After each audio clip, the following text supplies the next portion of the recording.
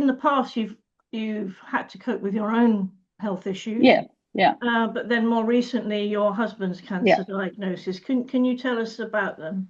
yeah. So whilst I was working at Novartis, I had a job. I was always traveling, and I started blacking out and literally, on flights and restaurants and meetings in different countries. So I became a bit of a health tourist, and unfortunately, in one of these blackouts, when I was in Nuremberg in Germany, um, well, actually, one I'd actually had a CT scan, I hadn't picked up anything, but another blackout, I had an MRI, and they picked out that I had two small brain tumors. And at the time, it was watch and wait, but to cut a long story short, back in 2022, um, I needed to have radiotherapy because of the tumors. Unfortunately, they're inoperable tumors because of the location, and I had to have radiotherapy. And having radiotherapy on your brain, um, the good news is that it stopped the tumors growing, which is the great news, because they were both in quite delicate areas. But the bad news is that the ongoing side effects of radiotherapy on the brain are lifelong. And that sort of brain fog, cognitive issues, and things like that. And then you throw on top of that maybe the menopause, and you think, well, what's the menopause? On top, Anyways, yeah.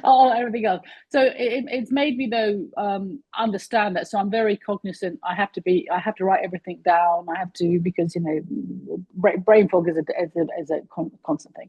And I was just recovering off the back of that, and that was quite a hard treatment with all those steroids and everything. Everybody who's gone through radiotherapy knows how hard that can be.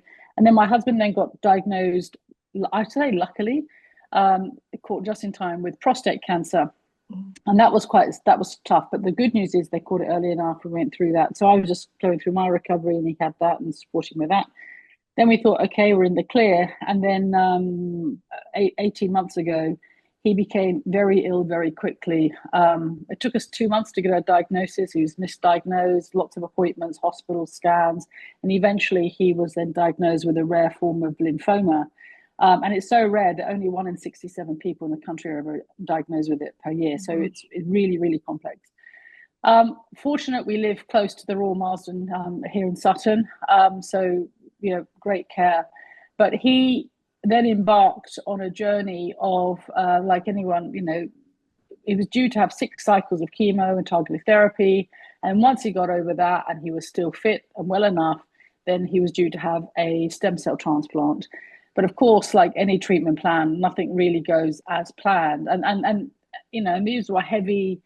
When you say this, behind every appointment, there's a lot of appointments, Yeah. tests, scans, and everything.